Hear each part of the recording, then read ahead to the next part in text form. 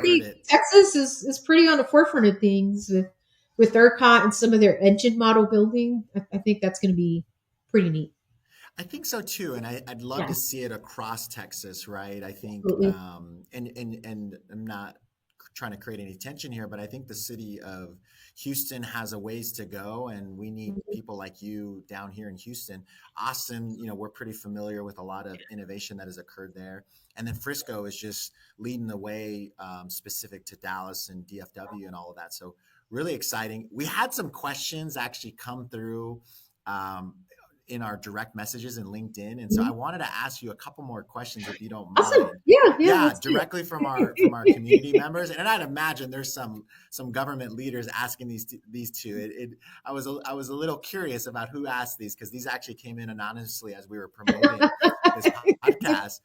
So the first question was, if you had unlimited resources, what AI driven initiative would you implement immediately to revolutionize the public sector services? I go back to public safety again. I have a vested interest in my husband being in law enforcement for 18 years, He's like, but please, having that Melissa, solution please. or a solution integrated not only with public safety, with the hospital system, and all those interconnections would be super awesome, right? So as they're responding to 911 calls or getting some of that automation built in, we're also responding to it at that next level quicker and more efficient. So I love that. that would be And I cool. know, I'm sure your husband will watch this at some point and just thank you. He's like, thank you so much. Finally. I love it. And there's already AI tools already Right. within law enforcement. Report writing is a good case use around that, and Yes. there's things they're doing internally too from an analytic dashboard too. Yes, they're doing a great job. And again, thank you to your husband and his team for all that they do for us and keeping us safe. So, here's another question. This is a really good one. For other government CIOs or innovation leaders, right? Technology leaders looking to harness AI within their government entity and team, Okay. what advice would you give them to ensure successful implementation and adoption? Big bang approach never works, at least in my experience. Start small, show results, and build trust. I think that's the simplest form. And use those that want to use it. And then I think it's scalable, completely scalable and reusable.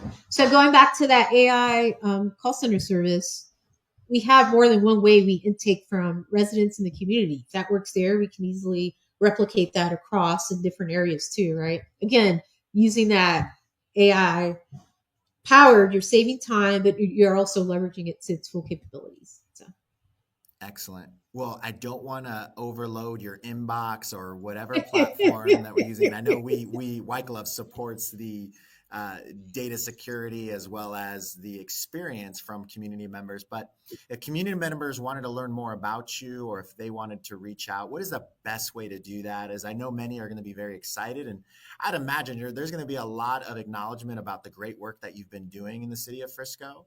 How mhm. can they get a hold of you, or what events can they attend? You mentioned there was a community city hall that they can come to, and I don't know what the frequency of that is, but how can they be more a part of the revolution that you're creating here at Frisco? So I think again through those town halls, LinkedIn is another venue. I'm also getting ready to talk on our Cisco Power Girls Tech Group, so where they Love talk to it. high That's school awesome. students. I love it, right? So Yeah. that's one segue too, as well. So Excellent. We'll make sure to put that in the notes as well, just so people, if those that are anticipating it and want to watch and listen, they'll be yeah. able to do that. That's And excellent. also, Now, there's communities within communities, right? So, for instance, in North Texas, we're part of the North Texas Innovation Alliance. Also part of, if you're in Texas, there's for government specifically, Texas Association for Governmental IT Managers. It's a nonprofit, and several of my fellow CIOs, we're all a part of it. We're on a listserv. Trust me, we talk all the time about everything, right? So, just being able to just reach out, always get together once a month with my fellow CIOs. Like, what are you working on? How's this working? Right?